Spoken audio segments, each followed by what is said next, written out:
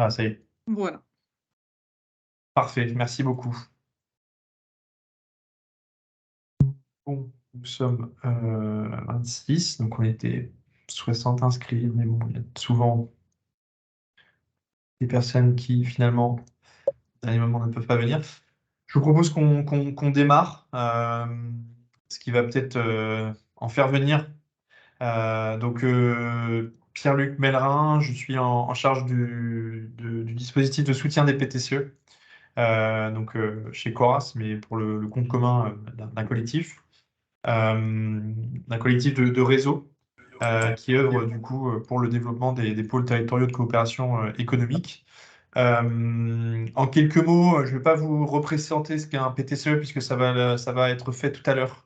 Mais je vais vous représenter le bouquet de services et le dispositif de soutien des PTCE qui en réalité se passe pour beaucoup dans la majeure partie du dispositif sur vos régions, sur vos territoires, avec des cellules régionales d'animation qui sont en charge d'être à votre écoute, de pouvoir répondre à vos besoins. C'est-à-dire que si vous êtes un PTCE, vous avez votre cellule régionale d'animation qui est à votre service, qui permet d'organiser des temps d'animation, des événements thématiques.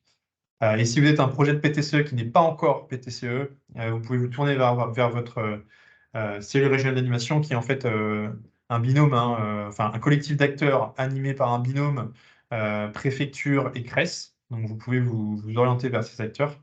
Et si vous avez besoin de contacts pour pouvoir taper à la bonne porte, il ne faut surtout pas hésiter à me solliciter, je pourrais vous orienter le cas échéant. Alors du coup, nous avons ces cellules régionales d'animation et puis en complément de ça, vous avez une offre quand vous êtes PTCE, une offre gratuite et disponible que vous pouvez mobiliser tout au long de l'année. Du coup, vous avez un certain nombre d'actions qui sont des actions d'animation. Il y a une journée nationale, donc l'idée c'est de pouvoir ensemble se retrouver. Donc on attend encore une date précise pour pouvoir vous la transmettre, mais ça devrait être au printemps, à la fin du printemps. Des visites apprenantes. Et là, on va pouvoir dérouler la prochaine slide. Des visites apprenantes avec du coup la prochaine visite qui se déroule à Toulouse, au sein d'un PTCE qui s'appelle les Imagination Fertile. Mais Agnès, tout à l'heure, pourra aussi nous en dire deux mots. On a un super programme qui nous attend. Donc je vous invite, je vais vous remettre le lien d'inscription en commentaire. Mais je vous invite vraiment toutes et tous, si vous êtes disponibles, à pouvoir aussi venir. C'est des événements qui sont très conviviaux. C'est toujours plaisant de pouvoir échanger ensemble, collectivement. Et à Toulouse, nous irons à la rencontre d'un second PTCE et le sujet de la visite apprenante, puisqu'il y a toujours un sujet, ce sera autour des modèles économiques des coopérations. Nous, on en aura une troisième en juin à Triveo dans l'Ain. Voilà, mais vous aurez aussi toutes les informations en temps voulu. Et puis, un cycle de webinaires.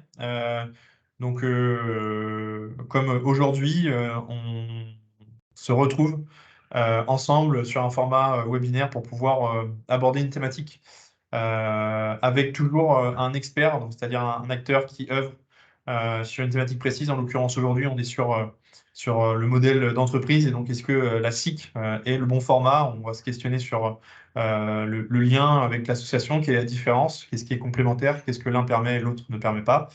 Et puis, on a tout un tas de sujets qui vont d'ailleurs être évolutifs au gré de l'année. C'est-à-dire que là, on a un prochain webinaire avec l'AVIS autour des questions du financement. Fin avril, on va avoir un sujet autour de start-up de territoire.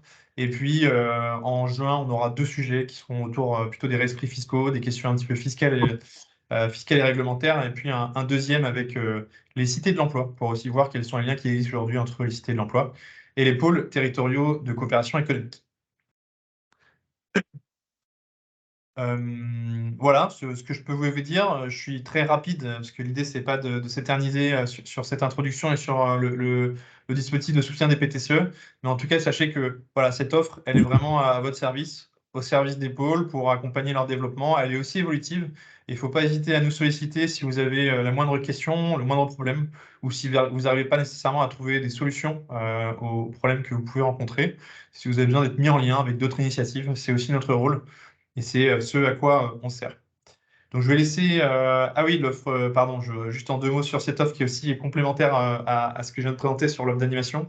On a bien sûr une offre de service nationale qui est possible d'être mobilisée, avec notamment 4 offres en ce moment qui existent, qui sont mobilisables par les pôles territoriaux de coopération économique.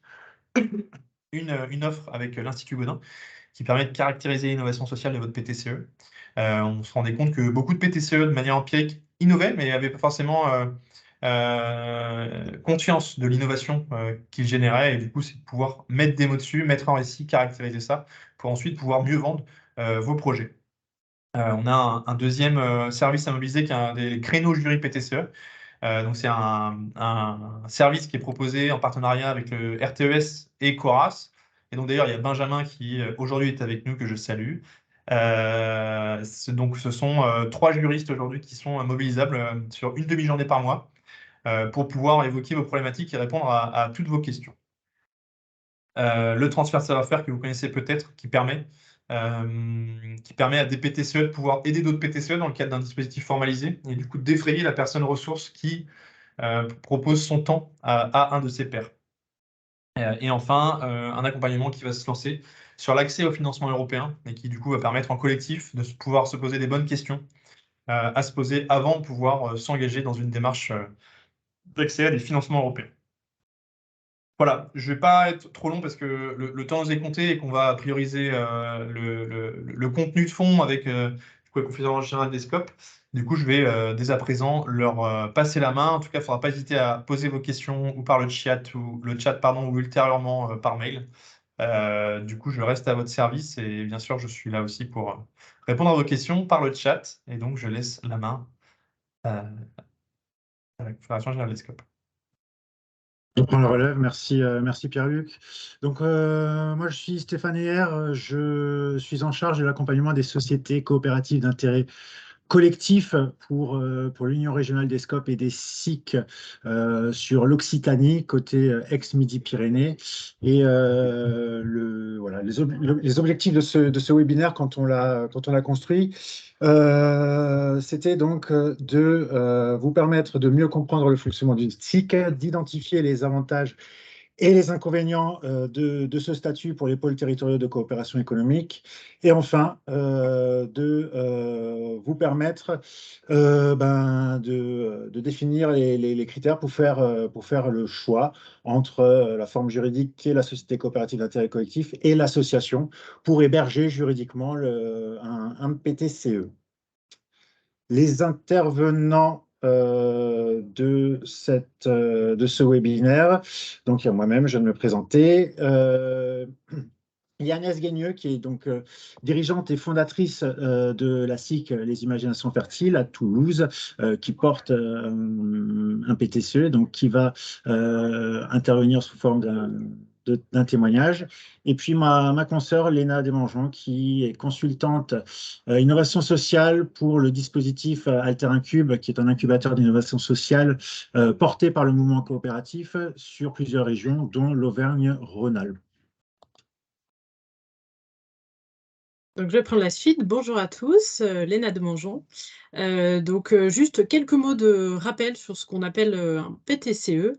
Donc ça, c'est la définition vraiment de la loi ESS de 2014. Je soulignerai, vous savez tous à peu près de quoi on parle, mais je soulignerai vraiment que les PTCE, initialement, sont souvent initiés par des entreprises de l'économie sociale et solidaire qui s'associent à des entreprises classiques et des collectivités territoriales, des centres de recherche, etc. Ça peut être un ensemble d'organisations assez diversifiées. Et surtout, on a cette dimension vraiment d'ancrage territorial, donc des projets de territoire, qui est un élément important dont on reparlera tout à l'heure quand on parlera des sociétés coopératives d'intérêt collectif. Et une dimension importante, bien sûr, c'est que les PTCE portent des projets économiques et sociaux, avec une dimension d'innovation sociale, comme le disait tout à l'heure Pierre-Luc, qui a besoin aussi d'être souvent mieux caractérisé. En tout cas, l'objectif, c'est quand même de favoriser le développement sur un territoire. les PTCE ont des caractéristiques clés qui, là, ont été posées, formalisées par l'Agence d'innovation sociale ELIX. On retrouve toujours, comme je vous le disais, cette échelle territoriale qui s'adapte aussi à la culture du territoire, à ses besoins, à ses enjeux spécifiques. On a des acteurs diversifiés, hétérogènes, autour de structures de l'ESS qui se projettent vers un horizon commun, qui partagent sur les constats sur le territoire et sur une stratégie pour développer ce territoire. On a bien sûr à différents niveaux des pratiques de coopération qui se mettent en place, de la mutualisation de moyens, de personnel, de la coopération, des collaborations sur des projets spécifiques. Est-ce que tu peux revenir encore sur la diapo, s'il te plaît, Stéphane? J'ai plus le contrôle. Il n'y a plus le contrôle. Bon, c'est pas grave. Qui a plus le contrôle. Je vais continuer quand même. Et donc, la dernière dimension, c'est une dimension plutôt d'innovation. Oui, il y a quelqu'un qui partage quelque chose qui est... Ouais, il y a quelqu'un qui partage un document qui n'est pas le bon. C'est Agnès. La dernière dimension, c'est la dimension d'innovation sociale. Et quand on parle d'innovation sociale, c'est vraiment une finalité de transformation du territoire d'un point de vue économique, sociétal, dans laquelle il peut y avoir une dimension d'innovation technologique, mais qui n'est pas obligatoire. Donc, c'est 4 dimensions qu'on retrouve dans les PTCE. Chaque PTCE a ensuite des fonctions diverses qui sont présentes soit dans une structure porteuse qui a été créée pour le PTCE, soit dans les différentes structures membres qui se partagent ces différentes fonctions. Quelle que soit la forme de coopération du PTCE, on retrouve une fonction d'animation. Donc là, il s'agit vraiment de mettre en réseau les acteurs, de les sensibiliser, de créer des événements. Ça peut être autour d'un lieu, mais pas forcément. En tout cas, cette fonction, elle est présente et elle est vraiment au cœur des PTCE. Il y a une fonction de création, d'appui à l'émergence de projets.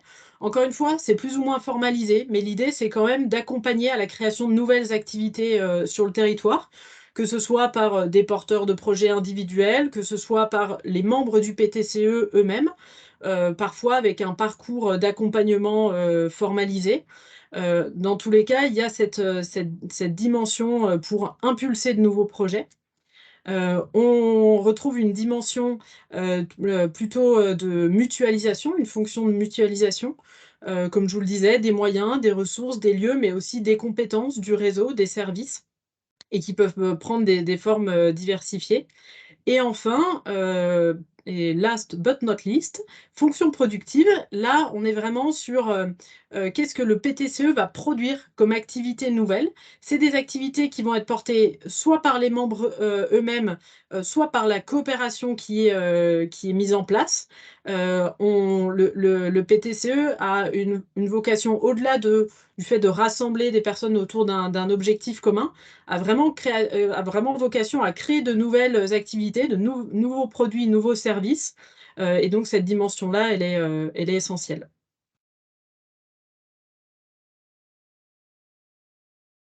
Je laisse Merci, la main à Léna. Stéphane Donc, pour vous présenter ouais, les SIC.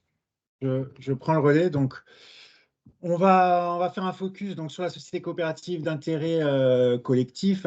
Tout d'abord, première chose, c'est donc un statut juridique d'entreprise, un statut juridique de société commerciale qui appartient à, on va dire, un champ de l'économie bien plus large, qui est l'économie sociale et solidaire, qui est composée de plusieurs familles, justement, de statuts juridiques, dont les associations, les mutuelles, les fondations, et enfin la grande famille de la coopération. Et puis, depuis la loi ESS de 2014, l'économie sociale et solidaire n'est plus cantonnée uniquement à des statuts, mais également à des entreprises qui n'auraient pas ces statuts historiques, mais qui recherchent une certaine utilité sociale ou une certaine finalité sociale et qui, généralement, du coup, obtiennent un agrément, l'agrément ESUS, entreprise solidaire d'utilité sociale. Donc nous, on se retrouve avec les SIC dans la famille large de la coopération, mais même la coopération, elle encore, est subdivisée en plusieurs catégories de coopératives. Et nous, on va se retrouver dans les coopératives dites de production, c'est-à-dire des sociétés coopératives qui vont produire des biens ou des services destinés à être vendus sur le secteur concurrentiel. Ces coopératives de production, donc il y a les SCOP qui sont des coopératives de travailleurs, les CAE qui sont des coopératives d'entrepreneurs, et puis les SIC, les coopératives d'intérêt collectif. Alors c'est un peu trompeur sur ce schéma, hein. On a l'impression que les coopératives de production représentent énormément, mais en fait non, hein, c'est vraiment une partie infime, on va dire, des statuts et des statuts juridiques de l'économie sociale et solidaire, hein. Il faut savoir que les SIC, il y a à peu près 1500 SIC en France à l'heure actuelle. Donc la SIC, c'est une coopérative. Donc premièrement, on va voir ce que c'est exactement une coopérative. Donc les coopératives sont des organisations centrées sur les personnes qui sont détenues et contrôlées par leurs membres pour satisfaire leurs aspirations et besoins économiques, sociaux et culturels communs. Les coopératives rassemblent des individus de manière démocratique sur un pied d'égalité. Cette définition, elle est vraie pour l'ensemble des coopératives, que ce soit les coopératives de production ou toute autre sous-famille de coopératives.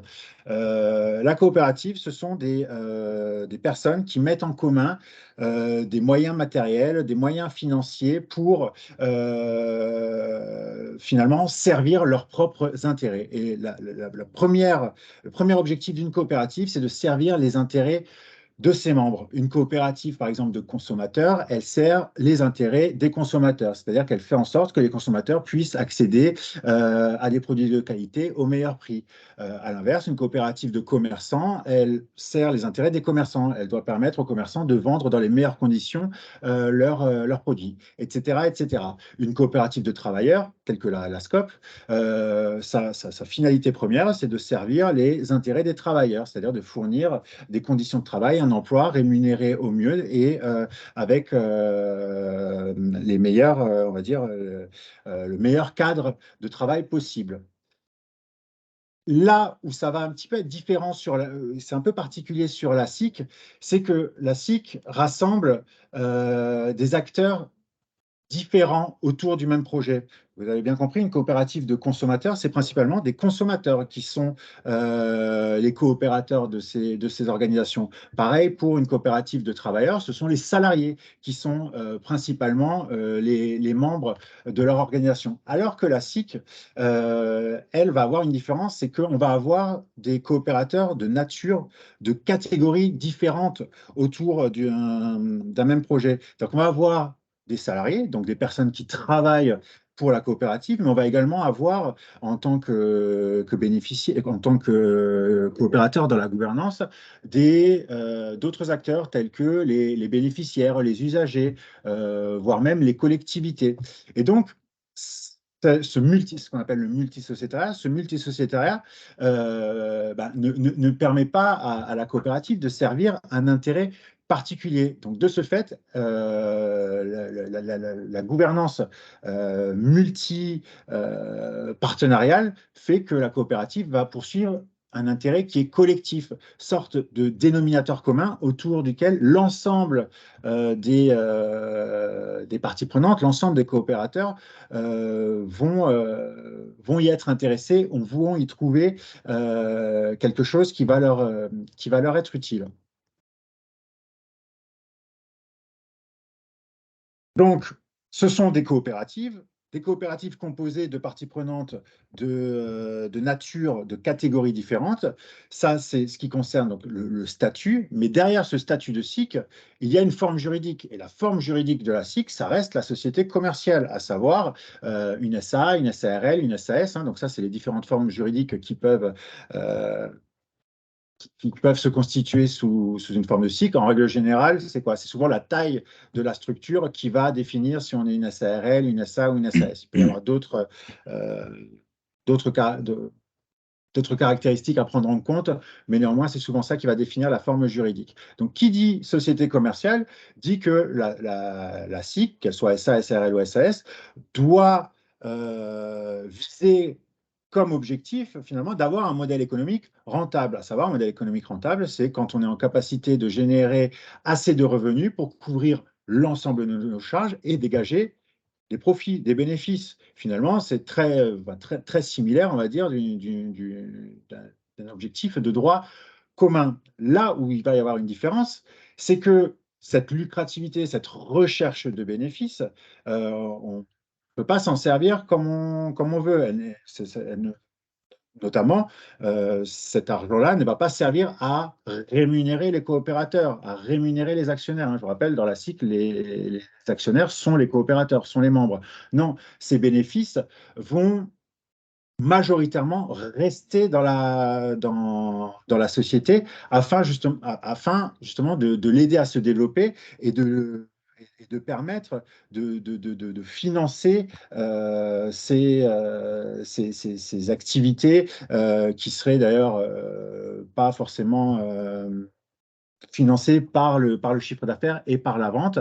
Eh ben, les bénéfices générés vont permettre peut-être voilà, de financer des activités plus socialement utiles ou vont permettre aussi, pourquoi pas, de rendre accessible à un plus grand nombre les produits ou les services proposés par la SIC, car ces bénéfices vont permettre de diminuer le coût de vente, par exemple. Donc, en pratique, la SIC, en règle générale, elle se conduit plutôt comme une organisation à but non lucratif, hein, à but non lucratif, c'est-à-dire qu'elle ne va pas distribuer de dividendes ou d'intérêts aux parts sociales pour rémunérer ses actionnaires. Statutairement, d'ailleurs, souvent, vous allez voir quand vous lisez les statuts de SIC qu'il est inscrit noir sur blanc que 100% des bénéfices, 100% des excédents sont mis en réserve. D'ailleurs, elles sont incitées fiscalement à le faire parce qu'elles bénéficient d'un régime d'imposition favorable lorsqu'elles ne distribuent pas d'intérêts aux parts sociales ou de dividendes. Donc, les coopérateurs sont des membres de nature différente. Et là, je vous présente un peu, finalement, les parties prenantes qu'on peut retrouver à la gouvernance d'une SIC. Donc, on peut avoir des salariés, des fournisseurs, des financeurs, des bénéficiaires, des acteurs divers et variés du territoire, comme des collectivités ou des associations, mais également peut-être des partenaires privés. Et en fait, l'ensemble de ces parties prenantes vont mettre en commun des moyens financiers, des moyens matériels, des savoir-faire, finalement, pour créer un outil de production de biens ou de services qui va générer un moment une certaine des impacts positifs, que ce soit sur un territoire, sur une population, ou encore pourquoi pas sur une filière spécifique d'activité. Et en échange de cette mise en commun, ces membres, ces coopérateurs vont se partager la gouvernance de l'entreprise. Et ils vont se la partager de manière, selon un principe qui est d'ailleurs commun à l'ensemble de la coopération, même au niveau international, c'est selon le principe une personne égale une voix. C'est-à-dire que la coopérative, de plus, surtout parce que comme c'est une société commerciale, c'est une structure qui va avoir besoin de capitaux, qui va avoir besoin de capital pour fonctionner, pour démarrer, pour investir, mais ce capital ne va pas fixer la place, le poids du coopérateur dans la gouvernance. Dans une entreprise classique, généralement, plus on apporte des fonds, plus on détient le pouvoir dans l'organisation. La SIC, on va dire que certes, le capital, elle est pratiquante, mais elle n'est pas croyante parce qu'elle ne va pas se baser sur le montant des apports pour définir le poids dans la gouvernance. Les grandes décisions sont votées dans ces organisations-là selon le principe une personne égale une voix. Et ça, qu'importe finalement ce que l'associé ou le coopérateur va apporter comme moyen financier. Donc cette gouvernance démocratique, ça ne veut pas dire que tout le monde décide de tout en même temps. Ça veut juste dire que les grandes décisions, que le cadre général, on va dire, le cadre de référence du projet, lui, va être fixé et décidé généralement en assemblée générale de coopérateurs, donc selon ce principe, une personne égale une voix.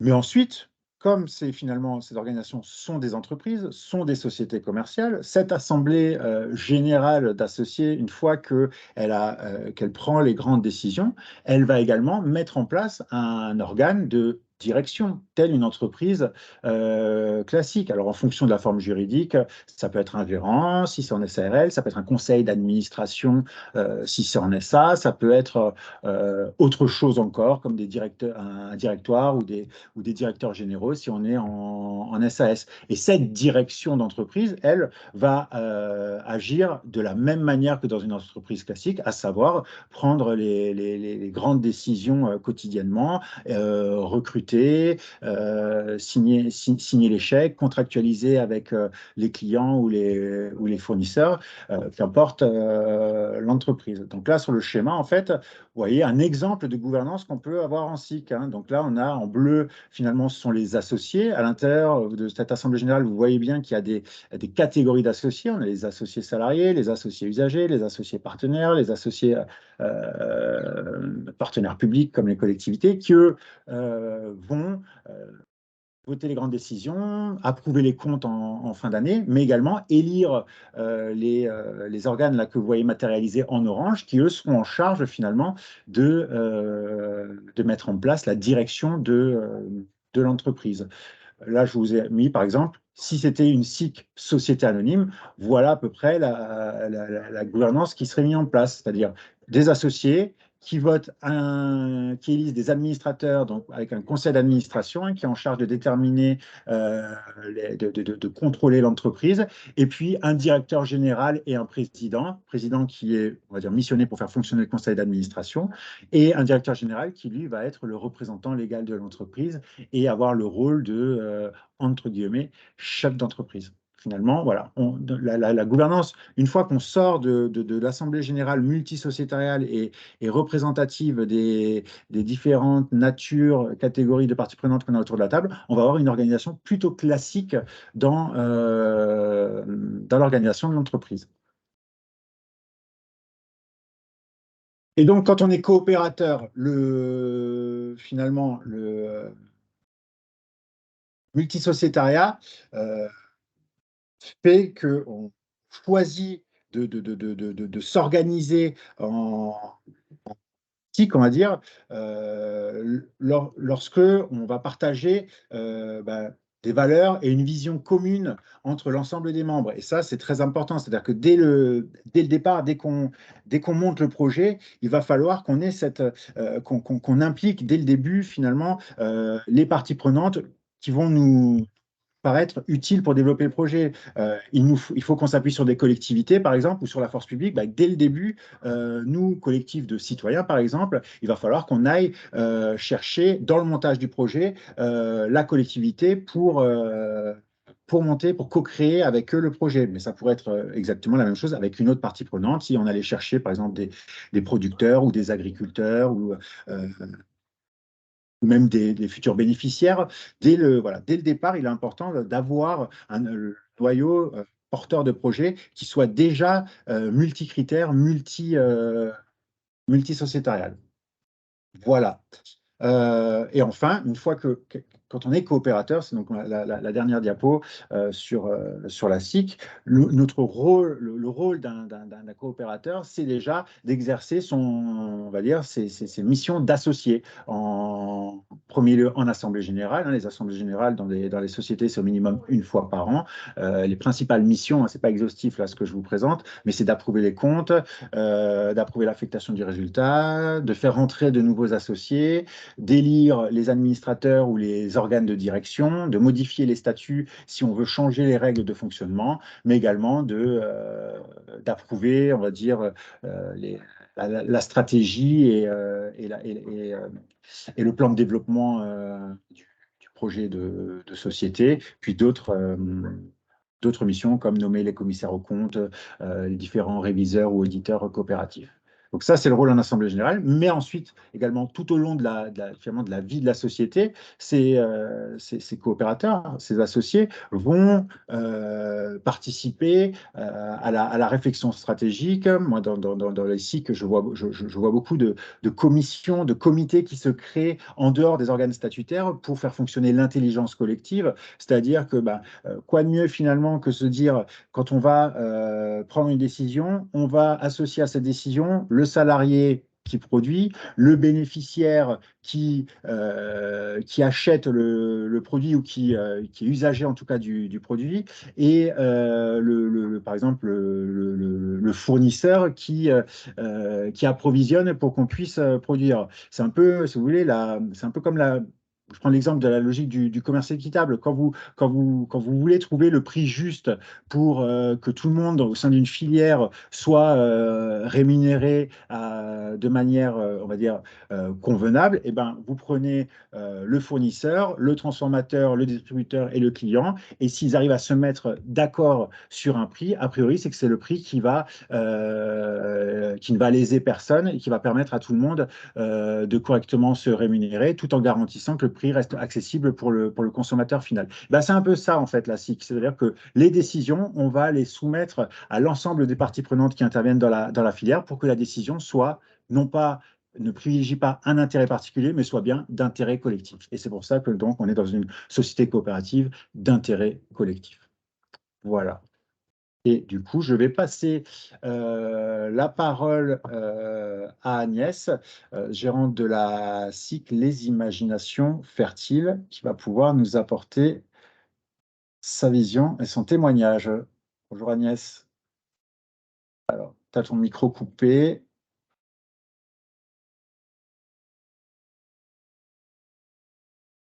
Tu as toujours ton micro coupé. En tout cas, moi, je ne t'entends pas. Oui, excusez-moi. Bon. Donc, bonjour à tous. Donc, effectivement, je m'appelle Agnès Guigneux et je suis co-gérante depuis cette année. J'ai été gérante unique pendant longtemps et maintenant on est en co-gérance de la SIC Les Imaginations Fertiles, qui est un PTCE historique puisqu'on a été labellisé en 2013-2014. Et donc, on est sur le territoire de Toulouse et on gère et on anime un tiers-lieu d'innovation sociale qui s'appelle Le Fil et qui est situé aujourd'hui en quartier prioritaire de la ville, dans le quartier du Mirail. Donc, c'est un grand site qui fait 2500 mètres carrés, qui héberge une trentaine d'entreprises. Donc, alors la question qui m'était posée, c'est pourquoi le statut SIC quand on se définit comme un pôle territorial de coopération économique. Donc nous, on a presque 12 ans d'existence. On a commencé en association de préfiguration avec l'idée dès le départ de monter une SIC. On avait un vrai projet entrepreneurial et on était parti sur l'idée de monter un lieu d'hébergement d'entreprise. Donc, ça ne s'appelait pas encore réellement les tiers-lieux à ce moment-là, puisque nous, on a ouvert en 2011. Un lieu d'hébergement pour des structures de l'économie sociale et solidaire, mais pas que, puisqu'on avait aussi une dimension artisanale avec des ateliers artisanaux. Et puis, on a monté un lieu au départ que l'on partageait avec le Fab Lab de Toulouse, qui était un des premiers Fab Labs de France. Et donc, c'était vraiment l'idée d'avoir un lieu un peu multi-activité qui permette de générer des innovations non imaginées au départ. Et quand les appels à projets des PTCE sont sortis, ça nous a semblé assez naturel d'y répondre, puisque notre vision, c'était qu'on avait une raison d'être si on arrivait à créer des coopérations diverses en partant du projet de lieu. Donc, notre SIC, en fait, aujourd'hui compte une 60aine de sociétaires. On a plusieurs collèges, comme toutes les SIC, avec un collège de fondatrices, puisqu'à l'origine, on était 4 à réfléchir, à apporter le projet. 4 personnes qui sont encore, pour 3 d'entre elles, salariées associées et une qui est encore très active dans notre gouvernance. Sur cette question de fondatrice, on est en train de réfléchir à la gouvernance de la SIC pour voir si on garde ce collège ou pas, puisque depuis, on a construit beaucoup de choses avec beaucoup de gens qui étaient là depuis le départ, donc on imagine peut-être élargir ce collège-là. On a un collège de salariés qui était vide au départ, puisque toutes les fondatrices étaient les premières salariées, et puis qui maintenant s'est étoffé, puisqu'aujourd'hui, notre structure compte 11 salariés, dont 8 sont sociétaires, et les autres sont soit en alternance, soit très récemment arrivés dans la structure. Et ensuite, on a un collège de résidents de notre espace. Donc, dans l'histoire de notre SIC, on a eu un premier lieu avec des résidents qui sont devenus associés. Et puis, on a déménagé dans un deuxième lieu. Donc là, on a un gros enjeu de renouvellement un peu de ce collège-là, puisque certains de nos résidents ne sont pas restés dans les espaces, d'autres sont arrivés, ne sont pas toujours encore sociétaires. Donc, c'est vraiment quelque chose de vivant. Et notre 4e collège très actif, c'est un collège de partenaires et membres de soutien, dont beaucoup de partenaires. Et qui dit partenaire dit structure avec lesquelles on a monté des projets, on a développé de l'activité, toujours dans l'idée d'avoir un ancrage territorial fort et de développer des activités en lien avec nos savoir-faire. Hein. Donc, c'est un peu ce qui était présenté préalablement. Enfin, nous, on a on a 3 grands axes de développement d'activité. Hein, la location d'espaces de travail dans un tiers-lieu, outil de mutualisation qui est vraiment à la fois un facteur de pérennisation d'un modèle économique. Hein. Dans notre cas, c'est à peu près 1/3 de notre chiffre d'affaires, les locations, à la fois d'espaces de coworking, de bureaux, de salles événementielles, de salles de formation. Mais c'est aussi le fait d'être ensemble dans un même lieu ou de générer des croisements dans un lieu qui nous permet d'imaginer des projets, de développer différents types de projets. Notre deuxième grand axe de développement, grand axe d'activité, c'est l'animation des coopérations, l'animation territoriale. Alors ça, c'est quelque chose qu'on a beaucoup travaillé quand on a été labellisé PTCE, et on a fait une grande ingénierie pendant les 3 ans de financement du PTCE qui nous ont permis de se former à de l'animation collaborative, de développer des outils spécifiques à notre cycle que l'on pratique quand on a des prestations de services pour d'autres structures. Et puis, ça nous a aidé aussi à développer une boîte à outils sur ces sujets-là que l'on a ensuite transformé toujours en prestation de services, en étant par exemple devenu un des acteurs importants du laboratoire des usages de la métropole de Toulouse. Donc ça, ça a contribué au développement de notre modèle économique. Et notre 3e pilier, c'est des prestations de services, justement, qui aujourd'hui représentent à peu près 1/3 aussi de nos ressources. Donc l'animation, c'est plutôt une dimension qui se pratique sur fonds publics, avec des subventions territoriales de la région, de la ville de Toulouse et de la métropole toulousaine, et puis du conseil départemental. La dimension prestation de services, c'est vraiment, on est sur le marché. Alors, on travaille beaucoup pour des collectivités territoriales, mais pas que, on travaille aussi pour des entreprises. Et on a développé toute une ingénierie pour accompagner des projets autour de la question des usages, de la question de l'animation des coopérations et de l'innovation. Et pour développer toutes ces prestations, on a monté de nombreux partenariats ou consortiums avec d'autres structures qui sont membres de la SIC. Et c'est en cela qu'on vit complètement le PTCE.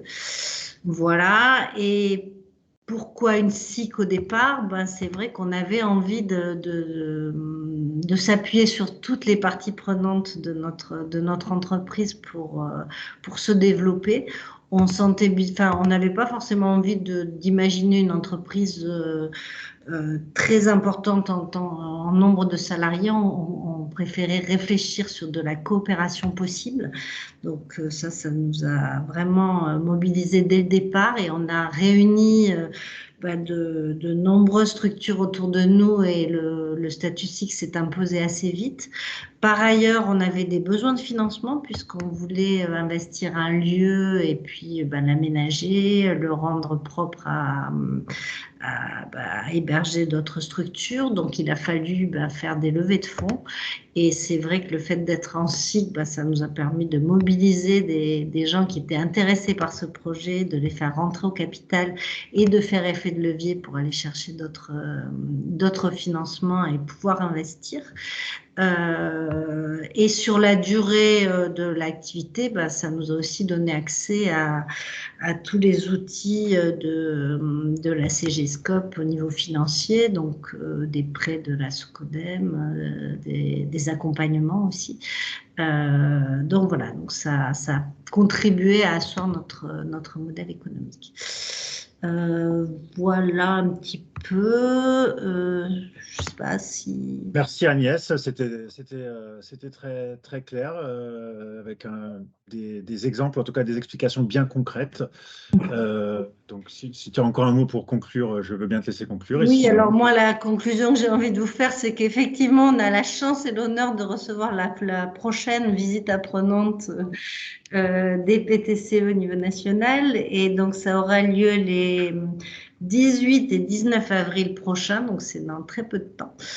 Et donc, on sera heureux d'accueillir tous les PTCE qui le souhaitent pour leur expliquer notre fonctionnement, aller beaucoup plus loin dans la présentation de nos actions et dans la présentation de pas mal de nos partenaires.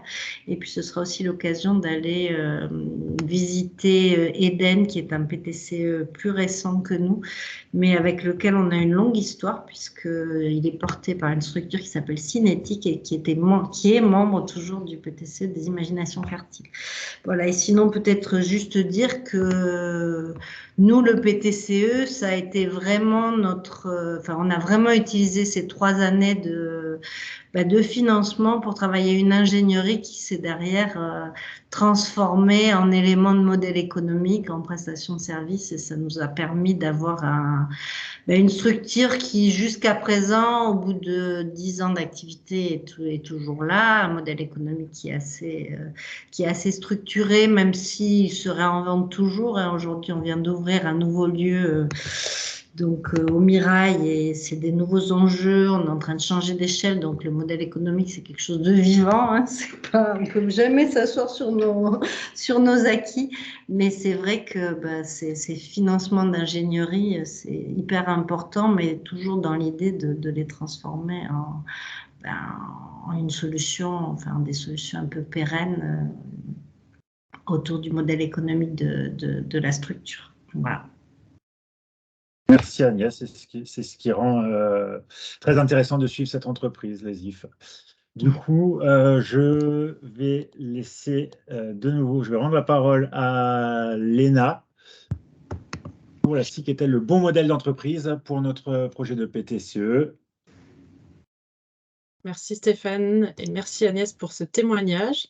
L'idée dans cette partie, c'est de vous donner du coup quelques critères, quelques indications pour vous aider à faire votre choix en matière de statut juridique. Donc on comparera notamment avec le statut associatif, puisque c'est souvent une question pour les PTCE, le choix entre ces 2 modèles. Ce qu'on constate, c'est vraiment qu'il y a des synergies entre les PTCE, leurs caractéristiques et le statut de SIC. Comme je vous le disais, dans les caractéristiques clés des PTCE, il y a cette dimension vraiment territoriale qui est souvent l'échelle des SIC, c'est justement un bassin de vie des partenaires locaux qui ont une certaine proximité et qui se rassemblent autour d'un intérêt collectif et qui co-construisent le projet à cette échelle territoriale. Donc, le statut SIC est plutôt adapté sur ce périmètre, sur cette dimension territoriale qui est souvent donnée au PTCE. La deuxième caractéristique, c'était la projection commune d'acteurs divers. Et comme vous le disait Stéphane, le multisociétariat, c'est la règle, le principe de gouvernance en SIC. Et donc, dans l'ADN de la SIC, il y a déjà la présence d'acteurs diversifiés et hétérogènes qui se rassemblent autour d'une stratégie commune. Et par ailleurs, c'est le seul statut de société commerciale qui permet l'entrée au sociétariat de collectivités. Et les collectivités ont aussi le souci de l'intérêt général et peuvent venir y participer dans le cadre d'une société coopérative d'intérêt collectif. La troisième caractéristique, c'était les pratiques de coopération. Et donc là, elles sont évidemment possibles dans les SIC à plusieurs niveaux. Et le principe démocratique, une personne égale une voix, favorise aussi la coopération et l'implication des différents acteurs qui sont présents dans la démarche de SIC et au sociétariat. Et puis, cette dimension d'innovation, ce qu'on sait, c'est qu'en fait, l'innovation sociale, ça ne se fait pas tout seul et que c'est la démarche de coopération qui permet une innovation sociale. Et donc, le statut SIC permet aussi de mettre autour de la table les acteurs, les sociétaires qui seront à même de pousser une transformation sociale. Et donc, voilà, le statut SIC est aussi adapté pour favoriser cette dimension d'innovation et peut aussi être adapté comme n'importe quelle société commerciale pour le coup, mais pour mobiliser en fait des outils qui sont dédiés à l'innovation technologique, mais qui sont aussi très souvent ouverts à de l'innovation sociale, même s'ils ne sont pas toujours mobilisés à bon escient. Alors, quelques mots sur l'association. L'association, c'est un cadre légal qui est hyper souple. Il y a finalement que 2 réelles obligations dans la loi de 1901 qui font le statut associatif. C'est qu'il faut 2 fondateurs et un but autre que le partage des bénéfices. Et puis, pour obtenir vraiment la capacité juridique, on a quelques obligations supplémentaires. Mais finalement, l'association est un cadre qui peut très facilement s'adapter à un projet de PTCE. À ces différentes caractéristiques et qui, dans bien des cas, est tout à fait adapté. Comme une SIC, l'association, elle peut tout à fait avoir comme objectif de répondre à des besoins économiques et sociaux de ses membres, de la communauté, du territoire. Elle peut tout à fait fonctionner selon un principe démocratique. C'est souvent le cas, même si, voilà, encore une fois, c'est pas une obligation légale, mais c'est le cas dans beaucoup d'associations.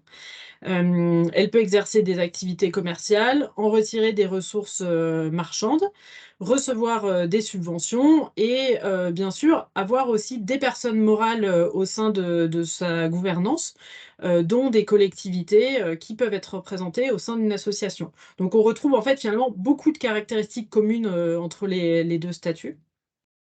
Mais il y a également des distinctions sur plusieurs points. Au niveau de la gouvernance en association, je vous le disais, il y a une vraie liberté statutaire. Donc, on peut tout à fait adopter des principes très similaires à ceux qui sont pour le coup obligatoires en SIC, notamment la prise de décision démocratique, une implication, vraiment une participation large de toutes les parties prenantes dans le projet. Les salariés sont généralement non décisionnaires. Ils peuvent avoir une certaine place dans la gouvernance en association, mais ils ne sont pas forcément décisionnaires, alors que le sociétariat des salariés est obligatoire dans la SIC, qui, pour le coup, en matière de gouvernance, a des obligations plus poussées que l'association. Le principe démocratique, notamment, est obligatoire. Les ressources financières, je vous le disais, il y a des ressources marchandes qui sont commerciales, qui sont mobilisables quel que soit le statut. On peut avoir en société coopérative, on a du capital social qui est apporté par les associés. En association, on a plus ou moins un équivalent avec l'apport associatif, avec ou sans droit de reprise. Les subventions sont mobilisables par les 2 statuts. C'est pour les associations, c'est toutes les subventions qui peuvent être conditionnées à l'intérêt général et à un but non lucratif. En SIC, il peut y avoir des subventions qui sont plus difficiles à obtenir, mais globalement, c'est aussi possible si c'est ouvert en fait aux sociétés commerciales et aux SIC en particulier. Et puis, on peut mobiliser, notamment, comme le disait Agnès tout à l'heure, les outils du mouvement coopératif, dont les prêts participatifs. Il y a des ressources en revanche qui ne sont pas accessibles en SIC, notamment le mécénat, les dons, les cotisations des membres. Donc ça, c'est une réflexion qu'on peut avoir aussi quand il y a une large part des ressources de son association qui est issue des cotisations. C'est des ressources qui seront perdues en SIC. Au niveau de la responsabilité, en association, alors là, bien sûr, hein, c'est sauf faute de gestion, il n'y a pas de responsabilité des dettes, et en SIC, elle est limitée aux apports des associés. En matière de gestion administrative, en fait, on est sur des degrés différents. En SIC, on est sur une société commerciale, donc avec un peu plus de lourdeur administrative, on va dire. Une association peut être gérée de manière plus simplifiée. Il y a des différences aussi sur le recours au bénévolat, qui est possible et très courant en association, et qui en SIC est limité aux fonctions non productives. Donc ça peut être voilà, des fonctions plutôt autour de l'animation, mais moins les fonctions productives des services en tant que tels. La lucrativité, donc l'association est à but non lucratif, hein, ça ne veut pas dire qu'elle ne peut pas exercer d'activités lucratives, mais en tout cas les bénéfices ne peuvent pas être partagés. En SIC, la lucrativité, elle est plutôt limitée, elle est encadrée. Il y a énormément de SIC qui choisissent même la non-lucrativité et qui l'inscrivent dans leur statut, donc qui ne distribuent pas d'intérêt de dividendes. Et puis, au niveau de l'imposition fiscale, donc le statut associatif n'a pas d'incidence, n'est pas forcément favorable du point de vue des impôts commerciaux, de l'impôt sur les sociétés, de la TVA, de la contribution économique territoriale. La SIC, pour sa part, permet un avantage fiscal, notamment sur l'impôt sur les sociétés, sur la part qui reste dans les réserves impartageables. Alors, comment on fait son choix une fois qu'on a un petit peu comparé ce qu'est une association, ce qu'est une SIC? Alors, pour nous, il faut regarder plusieurs dimensions. Déjà, la dimension multipartenariale. La SIC, on l'a dit, elle est basée sur le multisociétariat. Donc, est-ce qu'autour de la table, il y a vraiment des acteurs hétérogènes qui pourraient être intéressés pour entrer vraiment au sociétariat et s'impliquer dans ce projet de SIC? Des acteurs hétérogènes parce qu'il y a plusieurs natures d'associés qui sont forcément présentes dans la SIC. Donc, ça peut être une dimension qui amène vers le statut SIC. Il peut y avoir aussi, dans certains projets, il y a vraiment besoin que la collectivité soit fortement impliquée pour que le projet voie le jour. Encore une fois, ce n'est pas toujours le cas. Il y a des projets de PTCE, de SIC qui peuvent tout à fait voir le jour sans une implication de la collectivité. Mais ça peut être aussi un moyen de mobiliser une collectivité territoriale autour d'un intérêt collectif sur lequel elle est légitime de contribuer puisqu'elle est garante aussi de l'intérêt général. Donc cette dimension partenariale, c'est vraiment la première dimension à identifier. Si elle n'est pas présente ou peu présente, c'est pas forcément nécessaire ni même possible en fait d'aller vers un statut SIC. La deuxième dimension, c'est le modèle économique du PTCE. Là, évidemment, c'est propre à chaque projet. Quelle est la part des ressources commerciales? Si la part des ressources commerciales dans le PTCE, c'est plutôt 10 à 20% de son activité, c'est pas forcément la peine de transformer l'association en société commerciale, puisqu'une SIC est une société commerciale. Si la part est très faible, il n'y a pas de nécessité d'aller vers ce type de statut. Si par contre on commence à avoir 40, 50, 60% de revenus d'activité commerciale, là ça se réfléchit et ça peut être plus adapté. La SIC peut être plus adaptée au modèle économique. Un petit mot sur ce que je vous disais tout à l'heure sur les cotisations annuelles. Généralement, en statut SIC, en fait, donc on n'a plus de cotisations. Donc, si ça représentait une part importante du modèle, comment on fait? Est-ce que ça devient un abonnement? Est-ce que nos anciens membres de l'association vont vouloir s'abonner peut-être? Puisque le capital, on le verse une fois, alors que la cotisation, c'était tous les ans. Donc, ça implique des changements dans le modèle économique. Et puis, il y a la dimension de fiscalisation. Si l'activité associative est déjà fiscalisée, la bascule vers la SIC sera plus facile. Et encore une fois, cette dimension, elle dépend vraiment de la part des activités commerciales et marchandes dans le modèle. La troisième dimension, c'est le besoin en financement. Ce qu'on constate, c'est qu'il y a beaucoup d'associations qui se transforment en SIC au moment où il y a un changement d'échelle, il y a un besoin financier plus important. On a recours au crédit bancaire et on sent que on sera plus solide si on se transforme en société commerciale. Et dans ce cas, ça peut être la continuité finalement d'un projet qui existe déjà. Et puis, un dernier point qu'on a mis en dernier volontairement, c'est que la SIC, c'est un statut qui est assez attractif, voilà, qui motive beaucoup de porteurs de projets qui ont envie justement de s'engager dans un projet multipartenarial. Donc là, le critère, c'est plutôt d'aller vérifier que les partenaires, eux, sont prêts à s'engager dans ce statut, qu'ils y voient un intérêt. Et qui voient un intérêt au-delà d'une simple représentation, mais qui sont prêts aussi à y contribuer. Et donc cette dimension-là, on voit bien que parfois, le fait de se transformer ou de créer une société coopérative, ça permet aussi d'emmener des partenaires qui ne seraient pas forcément entrés dans un projet associatif. Un dernier point, c'est qu'en fait, le statut ne fait pas le projet, donc c'est plutôt le statut qui doit s'adapter à votre projet, pas l'inverse.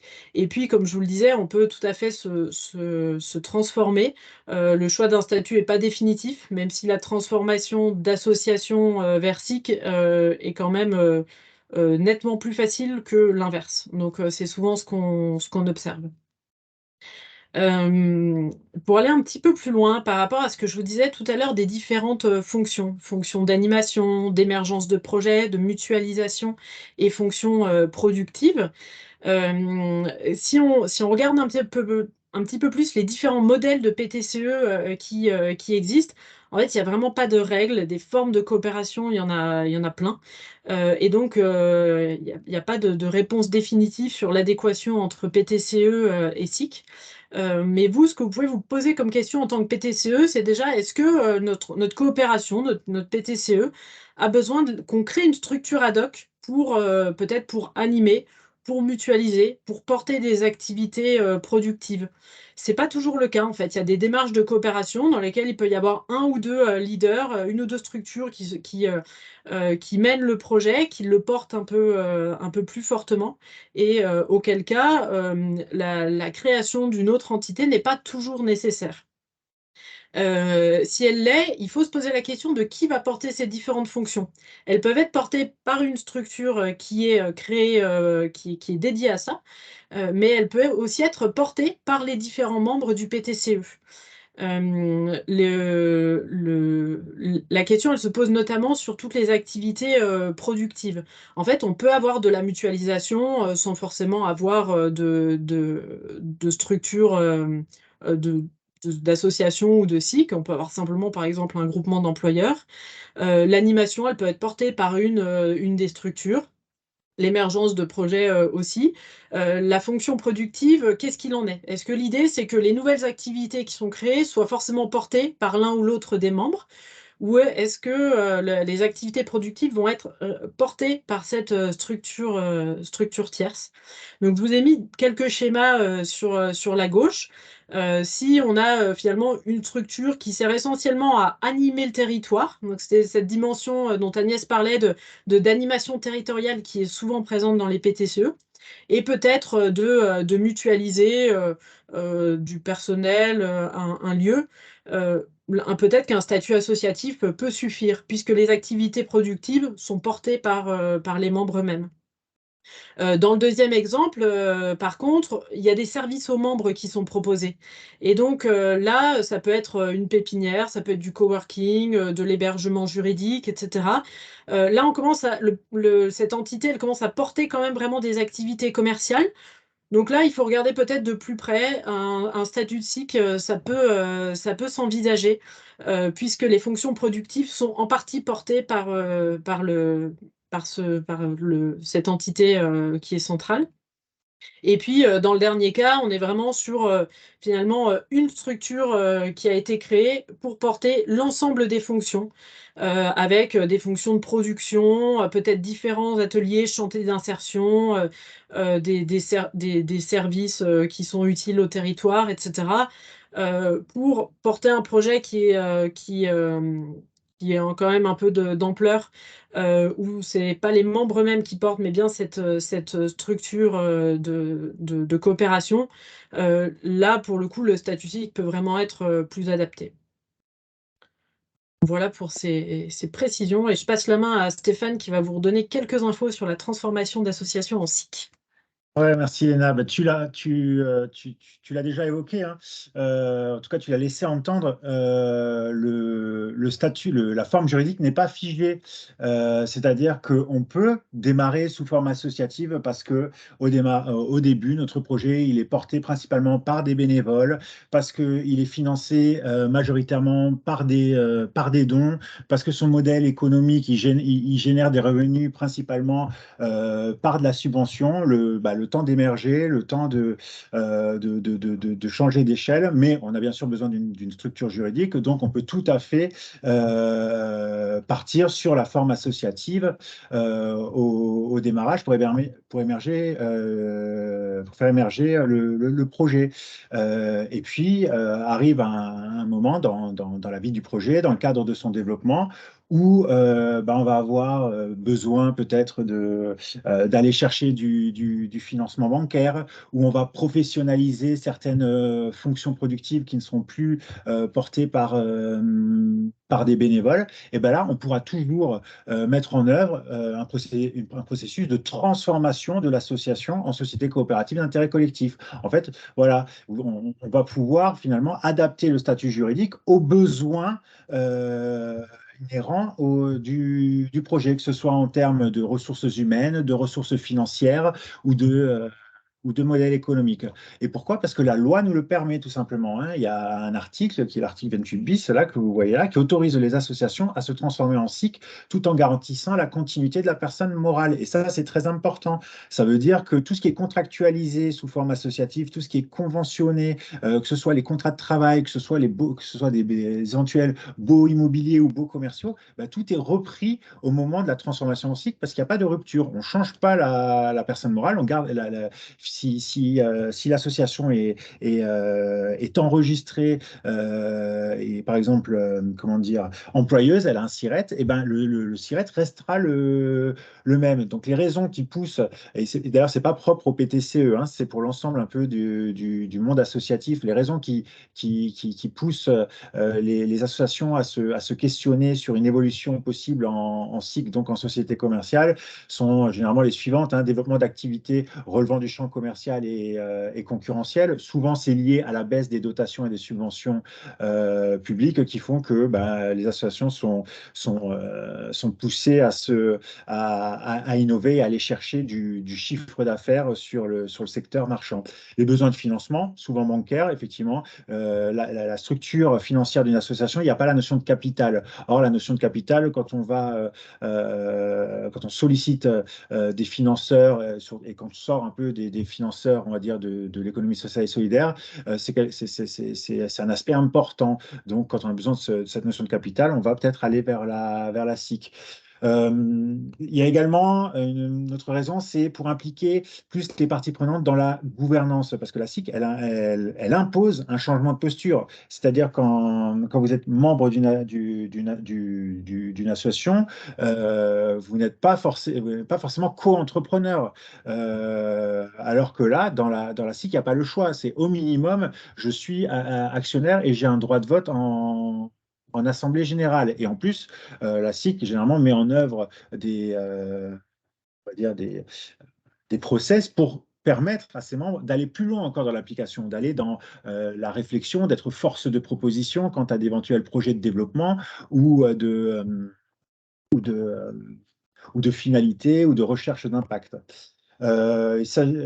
Autre raison également, c'est intégrer les organes de direction dans la gouvernance. Le modèle associatif, très souvent, on va avoir d'un côté un conseil d'administration, de bénévoles, et de l'autre côté, une équipe de salariés, avec le conseil d'administration qui a le pouvoir de prendre les décisions, et des salariés qui sont au fait quotidiennement de ce qui se passe dans la structure, mais qui malheureusement n'ont pas forcément de poids ou un poids très limité dans les prises de décision. La SIC permet finalement de garder les bénévoles, le conseil d'administration, et d'y mettre les salariés, d'y ajouter les salariés dans la gouvernance.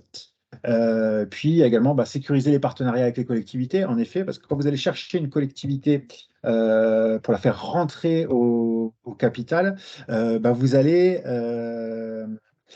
solidifier les liens que vous avez avec cette collectivité, parce que quoi qu'il arrive, au minimum, tous les ans, vous allez lui envoyer vos bilans, vos comptes de résultats, vos rapports d'activité, et avoir une certaine transparence, et ça va vous permettre de travailler finalement la relation avec la collectivité pour fidéliser son soutien, parce qu'à noter qu'une collectivité qui est sociétaire d'une SIC peut tout à fait, en plus, continuer à la subventionner dans le cadre, on va dire, dans le cadre légal du Code général des collectivités locales.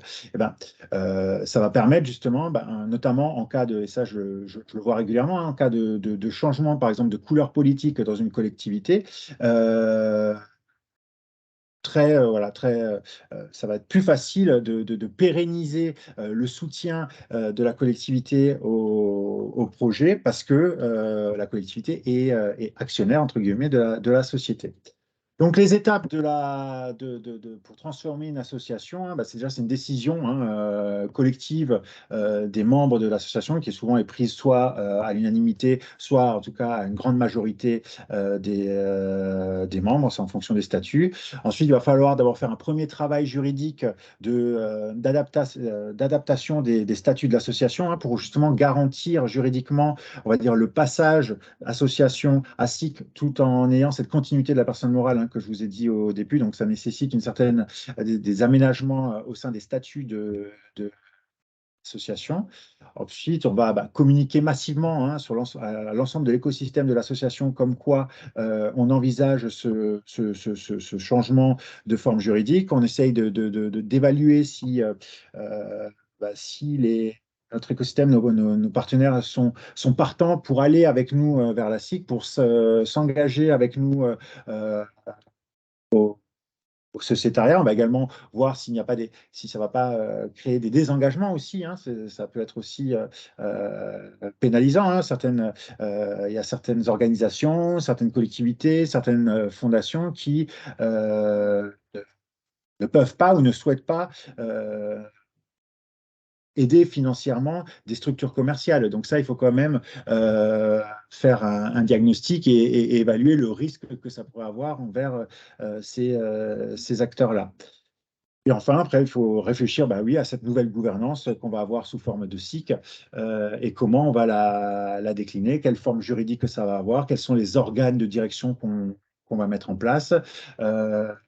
Et puis, une fois qu'on a le dessin de cette gouvernance, on va la proposer à notre écosystème pour essayer de lever des fonds et de faire rentrer nos partenaires en tant que coopérateurs de la SIC. Et une fois que le collectif est constitué, on valide tous ensemble avec les parties prenantes qui partent avec nous, on valide les nouveaux statuts et on va procéder aux diverses formalités auprès des services du greffe, des services de la préfecture, pour, on va dire, finaliser le procédé.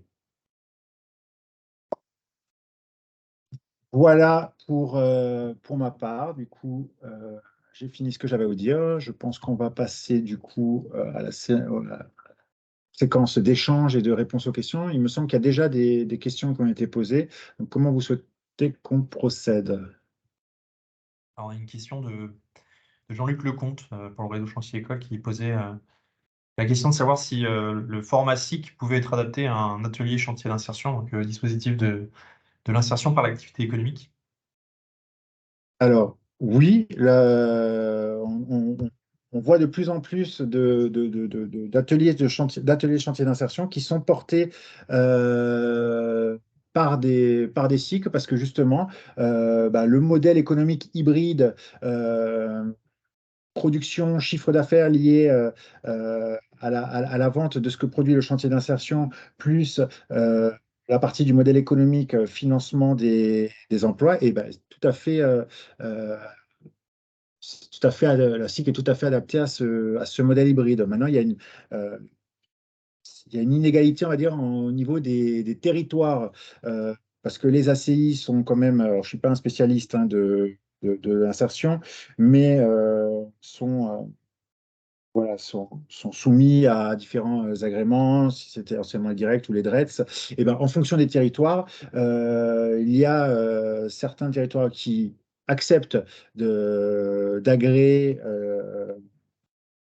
des projets SIC ACI et à certains territoires qui pour l'instant refusent. Ça s'explique tout simplement parce qu'on est sur une période un peu transitoire, c'est encore assez nouveau de voir des ateliers, des chantiers d'insertion sous forme de SIC et ça devrait s'harmoniser, s'homogénéiser d'ici les 3-4 ans.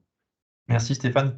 On a avec nous Benjamin Guiraud-Pinet qui est juriste en droit public et qui exprime via le chat que c'est une anomalie réglementaire et peut-être que Benjamin peut compléter ce que vient de dire Stéphane. Ouais, je disais, en fait, le texte réglementaire, c'est pas du niveau législatif, donc il faut savoir qu'on est un certain nombre à essayer de faire bouger ça, ce qui est quand même plus accessible que si c'était du niveau légal. Donc c'est notamment un plaidoyer qui est au niveau du RTES et je crois qu'on est d'autres têtes de réseau à le pousser. Et en fait, cet article dont j'ai mis le lien dans la conversation vise dans son premier tiret des structures à but non lucratif. Et comme vous le savez, sur d'autres questions, mécénaciques, etc., le caractère non lucratif, en tout cas la portée générale de cette terminologie, n'est pas encore garantie au SIC. Ce qui fait qu'aujourd'hui, on constate des préfets qui agréent ACI des SIC, hein, donc ça s'est vu. Et en même temps, on a déjà vu des SIC agréés ACI qui ont dû se transformer en ASSO parce que le préfet d'après n'était pas tout à fait d'accord avec le préfet d'avant. Mais du coup, c'est quand même à prendre avec des pincettes, même si, comme le disait Stéphane, c'est des sujets sur lesquels ça évolue. En tout cas, les interlocuteurs dans les cabinets, les agences sont intellectuellement disposés à voir ça évoluer, mais il faut, comme tout plaidoyer, il faut trouver la bonne temporalité, la fenêtre de tir, etc. Mais ça fait qu'aujourd'hui, c'est pas sécure juridiquement. Après, en vrai, si le préfet ou la préfecture, en tout cas, qui est votre interlocuteur, dit OK, bah, ce sera OK. C'est vraiment une question effectivement d'interlocuteur qu'on a en face. Nous, sur notre territoire, on a maintenant 8 chantiers d'insertion en cycle sur différents départements. Tout simplement, comme tu disais, cette notion de non-lucrativité, elle n'est pas intrinsèque au cycle. La cycle, elle a lucrativité limitée. Elle n'est pas non lucrative de fait. En revanche, on peut organiser la non-lucrativité dans les statuts. Et c'est là-dessus qu'on a réussi, en tout cas que les interlocuteurs ont été convaincus, c'est en disant, voilà, statutairement, nous, on peut l'organiser, cette non-lucrativité.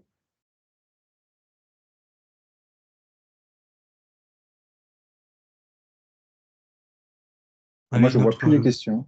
On avait du coup une autre question, je vais les dire comme ça va simplifier les choses, de Marion Ovar de New York pour les ateliers du Rond-Point qui demandait s'il était possible de dire un mot sur la combinaison possible SIC, activité lucrative, ASSO, intérêt général, et qu'est-ce que pouvaient être les avantages et les inconvénients des deux modèles. Voilà. Je ne sais pas si Marion veut prendre la parole pour peut-être... Je veux bien peut-être une précision, oui, par Marion pour comprendre un petit peu ce qu'il y a derrière la question. Bonjour. Bonjour.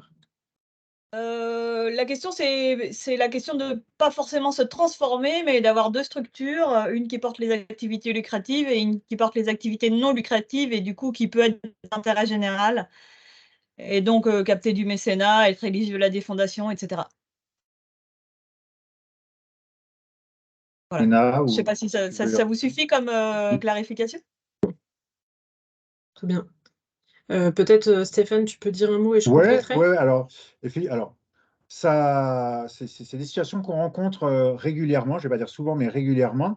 C'est-à-dire que de fait, hein, le caractère commercial de la SIC l'empêche notamment de relever l'intérêt général. Donc, de se couper de tout ce qui est régime lié au mécénat, à la possibilité d'émettre des reçus fiscaux, par exemple. De par, voilà, on a eu une note encore de l'administration fiscale, je crois, l'année dernière, qui réaffirmer l'exclusion de la SIC de de ce champ-là. Néanmoins, certains projets, en tout cas globalement, ont vraiment cette hybridation. Il y a une réelle activité commerciale d'un côté et un réel pan quand même du modèle qui dépend du mécénat, notamment du mécénat d'entreprise. Je pense notamment à tous les projets qu'on accompagne au niveau culture, comme les gros festivals, par exemple, où effectivement, il y a des gros fonds qui sont générés, enfin, des gros revenus qui sont générés par la billetterie, mais néanmoins également 10, 15, parfois 20% du budget de ces festivals qui sont financés par le mécénat. Et pourtant, ils souhaitent évoluer sur Formasic pour différentes raisons, je ne vais pas rentrer dedans. Et pour ce faire, du coup, eh ben oui, on va scinder en deux le projet en hébergeant les activités non lucratives et relevant de l'intérêt général dans une association qui peut complètement être d'intérêt général, et puis les autres activités commerciales dans la SIC. Alors, ça a quand même des inconvénients, hein, puisque ça veut dire la lourdeur administrative, deux structures à gérer, être vigilant quant à la mise à disposition de salariés d'une structure à l'autre, être vigilant aussi quant à l'utilisation des fonds de la structure d'intérêt général qui, elle, autorise la défiscalisation et les régimes favorables du mécénat, etc., à l'utilisation au sein de la structure qui, elle, n'est pas d'intérêt général. Donc, ça se fait, mais c'est compliqué, c'est lourd et ça peut être risqué. Et pour compléter, l'intérêt, il peut aussi se voir sur le volet de l'activité bénévole. Donc moi j'ai l'exemple d'une SIC qui, pour garder toute la mobilisation citoyenne qui avait été au démarrage du projet, sans forcément faire rentrer les personnes une par une dans le projet de SIC, ce qui est compliqué à gérer pour la SIC avec les entrées et sorties au capital, a gardé enfin même créer une autre structure associative pour permettre justement du financement participatif avec cette association. Et c'est cette association en fait qui apporte les fonds des citoyens et des particuliers à la SIC en entrant au capital. Et ça permet aussi, en fait, ils ont séparé du coup les activités, c'est-à-dire que la partie d'animation citoyenne autour, enfin, voilà, toute la partie de sensibilisation est vraiment portée par l'association et c'est pour ça qu'elle est d'intérêt général. Donc ils ont séparé de cette manière-là les activités. Donc c'est le point de vigilance quand on a ce montage-là.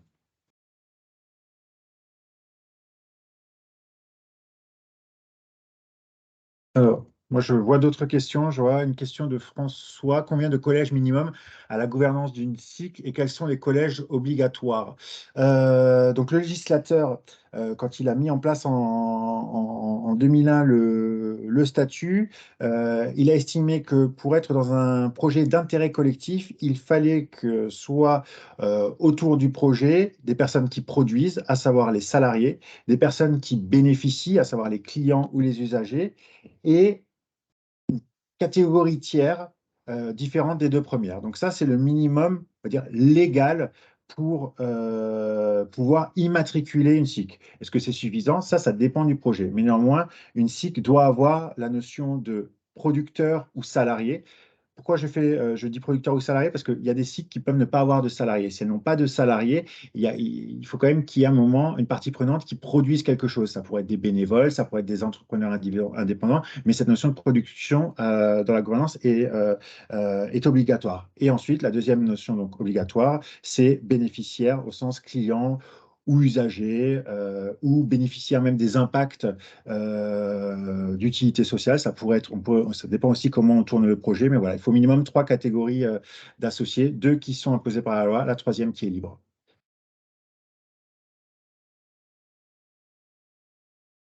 Benjamin vient de... Ah oui, Benjamin allait reprendre la parole. Parfait. Non, je Pour complétais compléter. juste, parce que la réponse était bonne, il n'y a pas de souci là-dessus, mais c'est juste une confusion, parce que la question était concernée les collèges de vote. Alors, c'est vrai qu'on a répondu finalement sur les catégories d'associés. Oui, j'ai fait exprès. Et tu fais bien, parce que c'est quand même ce qu'on entend souvent, et c'est pas simple, catégorie collège, sachant que c'est la seule forme juridique qui a cette dichotomie-là. Donc, soyez pas surpris si vous êtes paumé, vous n'aurez pas appris ça pour d'autres formes juridiques. Donc, rien à redire sur ta réponse sur les catégories. Et juste préciser que les collèges de vote, pour le coup, si vous en mettez en place, c'est également 3 minimum. Mais ce qu'il faut appréhender, c'est que ce n'est pas une obligation de les mettre en place.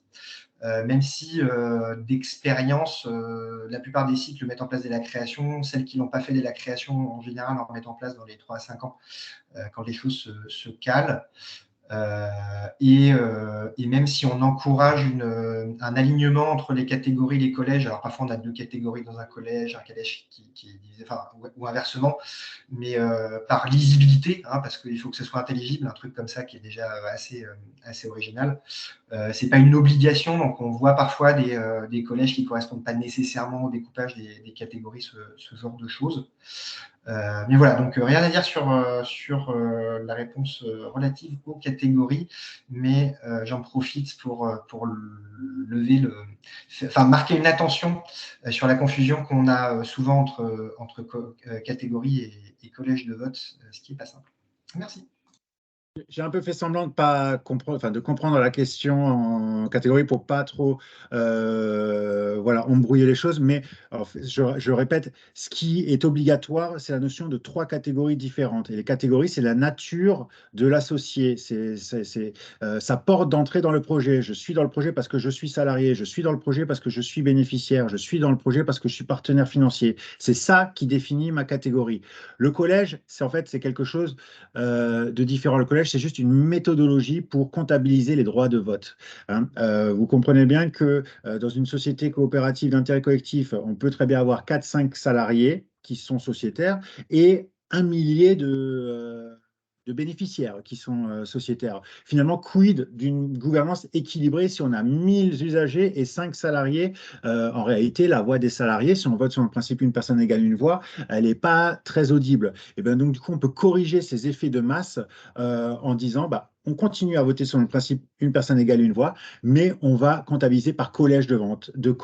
Et on va dire la catégorie d'associés salariés va aller dans un collège avec les salariés, et on va affecter un coefficient de pondération. Et quoi qu'il arrive, qu'il soit 5, 10, 15, 20, ça sera toujours le même pourcentage in fine qui comptera dans la décision finale. Donc, c'est juste en fait un outil pour comptabiliser les droits de vote et garantir une représentation équilibrée de la répartition des pouvoirs en fonction des catégories d'associés. Ce n'est pas quelque chose d'automatique, c'est juste un outil pour, on va dire, garantir un équilibre dans la gouvernance. Ce qui est important dans la SIC, c'est bien la notion de catégorie. C'est ça qu'on doit retrouver impérativement dans la SIC.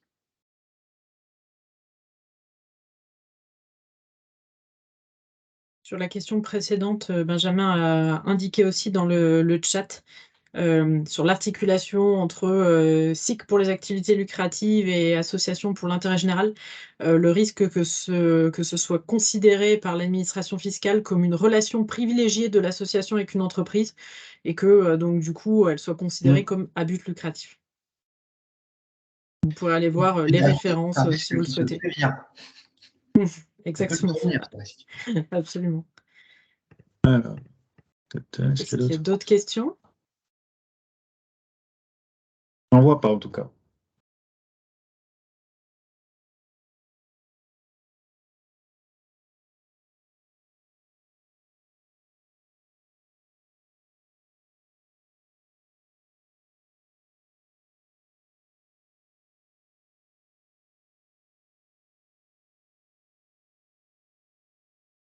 Je ne vois pas d'autres questions. N'hésitez pas même à prendre la parole, ouvrir au micro si jamais vous souhaitez commenter ou si vous souhaitez vous exprimer à la suite de ce webinaire qui arrive à son terme. Mais bon, on peut encore prendre une questions si jamais vous en avez.